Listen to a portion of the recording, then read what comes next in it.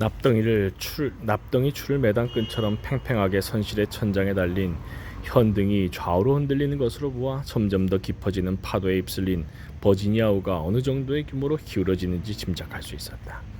피터 반 데셀 선장은 아랫배 위로 몸을 기울이면서 로빈슨에게 타로 카드를 내밀었다. 카드를 쳐서 첫 번째 패를 젖혀놓으시오. 그가 말했다. 그러고 나서 안락의자의 몸을 비스듬히 눕히며 도자기로 된 파이프를 한 모금 빨았다. 조물주가 나왔군요. 하며 그가 설명했다. 기본적인 주비방들 중에 하나지요. 잡동사니 물건들이 잔뜩 널려있는 작업대 앞에 요술쟁이가 서 있는 그림이 그려져 있거든요.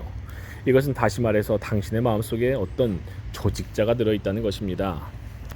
그는 무질서한 세계와 싸우면서 임시변통의 수단을 모두 동원해서 그것을 휘어잡으려고 노력합니다. 그는 목적을 달성하는 듯하지만 그가 조물주인 동시에 요술쟁이라는 사실을 잊어서는 안 됩니다. 즉 그의 과업은 한갓 환상에 지나지 않으며 그의 질서는 덧없는 것이라는 말입니다. 불행하게도 그는 이 사실을 모르고 있지요. 회의주의와는 거리가 먼 사람이니까요. 덧없는 것, 질서를 세운다는 것, 이게 타자를 무시하는 초월적인 유일신의 특징이지. 은근한 충격을 받아 배가 요동치는 한편 현등은 천장과 45도 각도를 이루면서 흔들렸다. 갑자기 바람이 불어오는 쪽으로 뱃머리가 돌아가는 통에 그만 버지니아우는 옆구리에 바람을 맞았고 거대한 파도 더미가 대포 소리를 내면서 배의 가판을 후려쳤다. 로빈슨은 두 번째 카드를 젖혔다. 거기에는 두 필의 말이 끄는 수레 위에 왕관을 쓰고 왕호를 든 한 인물이 기름자국으로 더럽혀진 옷을 입고 서 있는 모습이 그려져 있었다. 화성이군요. 선장이 말했다. 이 조물주 녀석은 일단 겉보기에는 대자연을 정복한 셈이군요.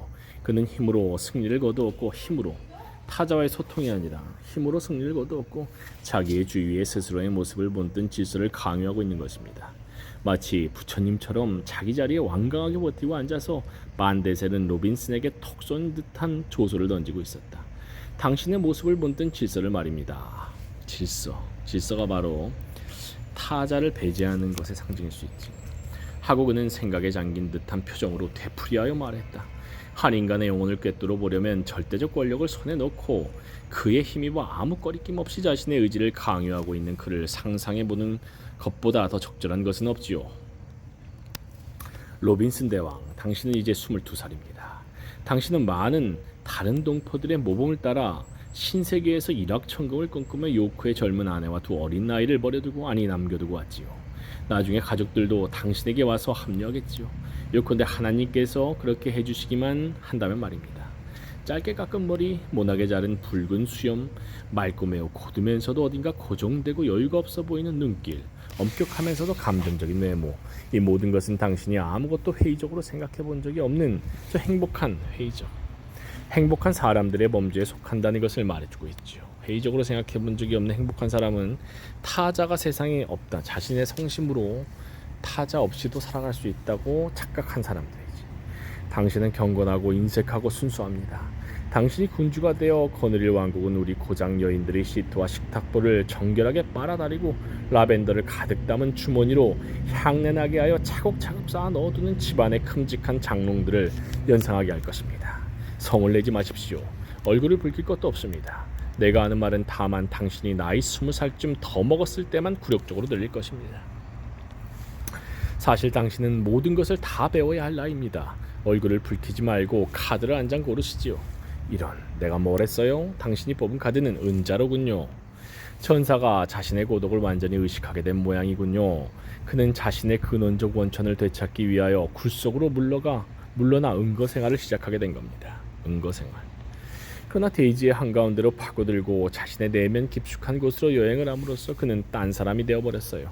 혹시 그가 은거지로부터 밖으로 나가기라도 하는 날이면 한결같던 그의 영혼에 은밀한 금이 가 있는 것을 발견하게 될걸요. 은밀한 금. 또 다른 카드를 한 장 젖혀보시지요. 로빈슨은 망설였다. 쾌락적인 유물론에 파묻혀 있는 이 뚱뚱한 실레노스 같은 네덜란드인은 아무래도 불안한 기분이 가시지 않는 말만 해대는 것 같았다. 리마에서 버지니아우에 오른 이후 로빈슨은 해괴한 지성과 그가 떠벌리는 시니컬한 에피큐리즘에 충격을 받은 바 있는 터이므로 이 괴상한 인물과는 일절 대면을 하지 않도록 피해왔었다. 그가 이를테면 선실에 갇힌 수인꼴이 된 것은 이놈의 태풍 때문이었다. 이런 판국에 그나마 좀 더 편안한 곳은 이 선실뿐이었던 것이다. 네덜란드인은 이 기회를 백분 활용하여 그의 순진한 승객을 놀림감으로 삼기로 아주 단단히 마음먹은 눈치였다. 로빈슨이 술 마시기를 거절하자 테이블 서랍에서 타로 카드가 꺼내져 나왔고 반데셀이 마음 놓고 점쟁이 장광설을 늘어놓는 가운데 한편으로는 로빈슨이 자신도 모르게 말려든 이 재수없는 놀이에 요란한 폭풍이 무당들의 야단 법석처럼 반주를 하며 우르르 쾅쾅 로빈슨의 귀를 때리는 것이었다. 드디어 은자를 그의 굴 속에서 꺼내주는 자가 나타났구먼. 금성 비너스가 몸소 물에서 나와 당신의 평온한 화단에 첫 발을 내딛었어요. 카드를 또 한 장 뽑으시지요. 됐어요. 6번 비방인 사수자라. 날개 달린 천사로 둔갑한 금성이 해를 향해서 화살을 날려보내는군요. 또 다른 카드를 한 장 뽑아요. 됐어요. 맙소사. 이제 막 뒤집은 카드는 21번 비방, 혼돈의 비방이에요. 대지의 짐승이 불의 괴물과 싸우고 있어요. 여기 보이는 서로 상극인 힘속에 걸려든 남자는 그의 방망이를 보면 알 수 있듯이 미친 사람입니다. 그보다 덜한 일로도 미쳐버릴 수 있지요. 또 다른 카드를 한 장 더 뽑아요. 좋아요. 그럴 줄 알았다니까 토성입니다. 12번 비방으로 매달린 자의 그림이 있군요. 그렇지, 이것 봐요. 이 인물에서 가장 의미심장한 것은 발이 묶여 거꾸로 매달려 있다는 점입니다. 당신은 마침내 머리를 땅으로 향하고 매달려 있군요. 불쌍한 크루소. 어서 다음 카드를 줘봐요. 그렇지, 15번 비방. 쌍둥이 자로군요. 활 쏘는 사람으로 둔갑한 우리 금성이 다시 무엇으로 변신할까 궁금했는데 금성이 당신의 쌍둥이 형제가 되었구먼요. 쌍둥이는 양성 천사의 두 발에 각각 목이 피끌어 맺어 있는 모습으로 그려져 있어요. 똑똑히 기억해 두십시오.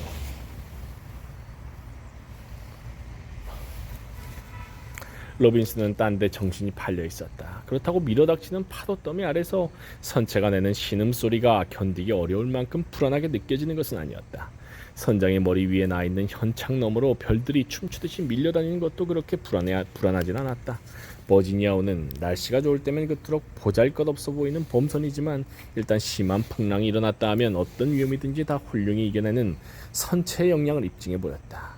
나지막하고 대단찮아 보이는 돛대며 배수량 250톤을 헤아리는 짧고 불룩 튀어나온 선복을 가진 입에는 바다에 떠다니는 운송선이라기보다는 오히려 가마선이나 나무통에 더 가까웠으며 어찌나 느릿느릿 달리는지 짐을 부리는 항구마다 즐거운 화제거리가 되었다.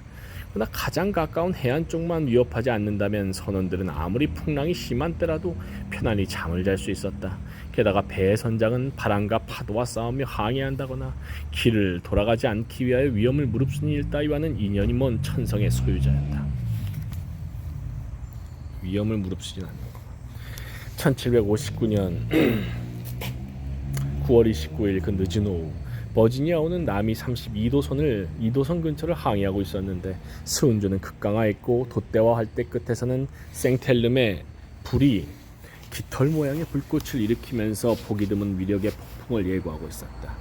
이 연안 운항선이 나른하게 항해하고 있는 방향인 남쪽 지평선 부근은 어찌나 시커멓게 보였는지 첫 번째 빗방울들이 갑판을 후려칠 때 로빈슨은 그것이 검정물이 아닌 것이 놀랍게 여겨질 정도였다. 유황빛 밤이 배 위를 덮을 무렵 나침판 5 내지 6에 해당하는 각 거리 사이를 맴도는 불규칙하고 유동적인 북서풍이 태풍으로 변화 일어났다.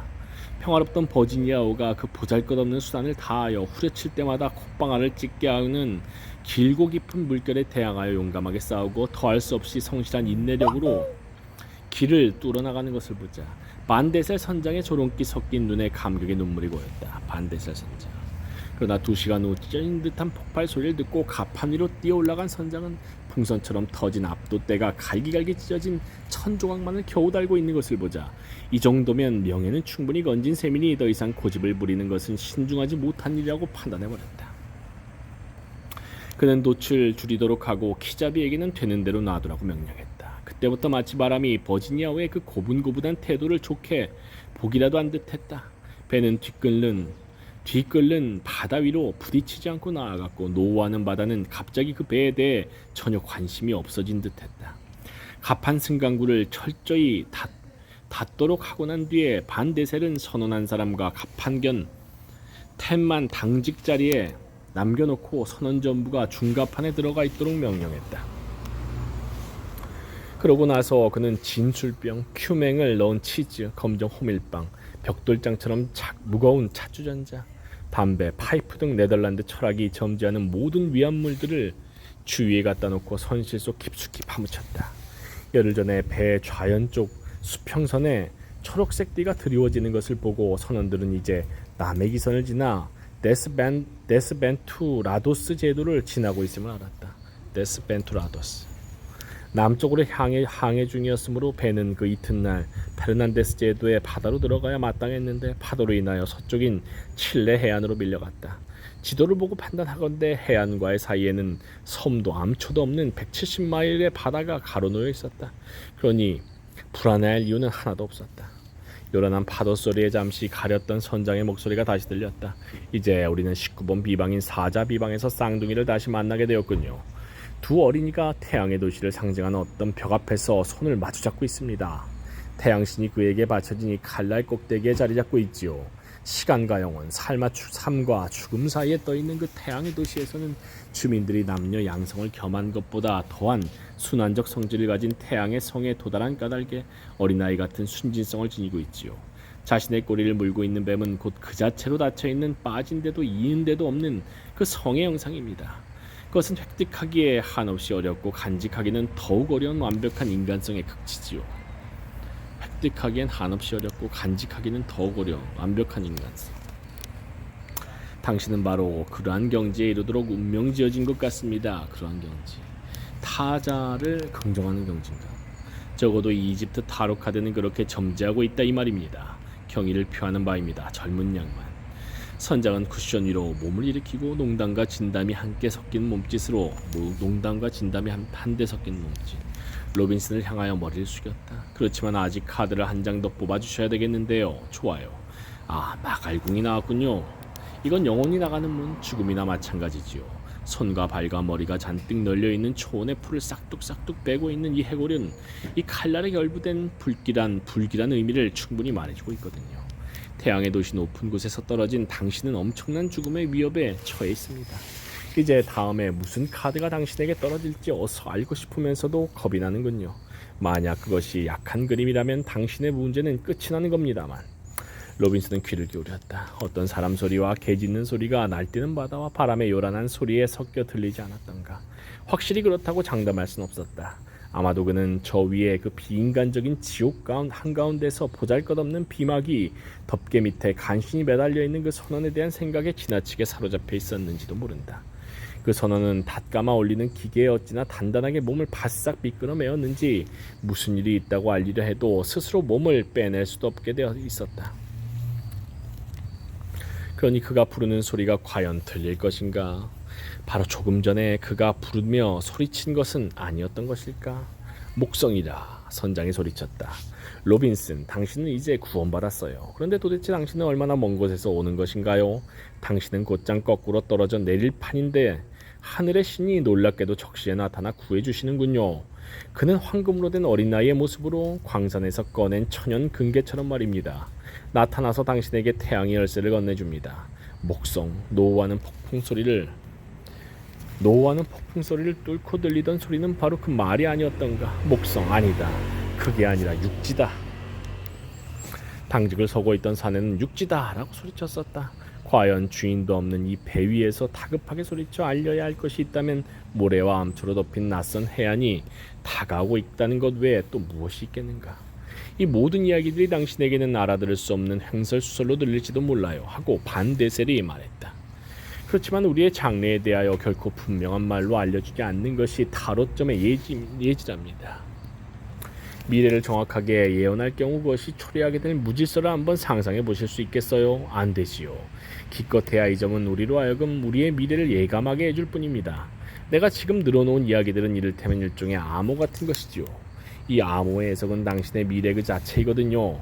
당신의 장래에 일어날 사건들 하나하나는 그것이 일어날 때마다 내 예언에 어떠한 진실을 드러내 보이게 되는 것이랍니다. 이런 종류의 예언은 처음 접할 때 받게 되는 인상처럼 터무니없는 것은 절대로 아닙니다. 이 모든 이야기들이 당신에게는 알아들을 수 없는 선장은 말없이 그의 알자스산 파이프에 꼬부러진 물뿌리를 빨았다. 파이프는 꺼져 있었다. 그는 주머니에서 손칼을 하나 꺼내더니 뾰족한 송곳을 펴서 그것으로 도자기 담뱃대 속에 든 것을 탁자 위에 놓인 조개 껍질 속에 비우기 시작했다. 폭풍에 사나운 소리 가운데서 이제 로빈스는 특별히 이상한 소리를 분간해낼 수는 없었다. 선장은 둥근 나무 뚜껑 끝에 달린 가죽 손잡이를 당겨서 담배통을 열었다.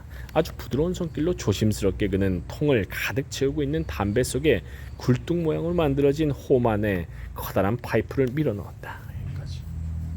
23조.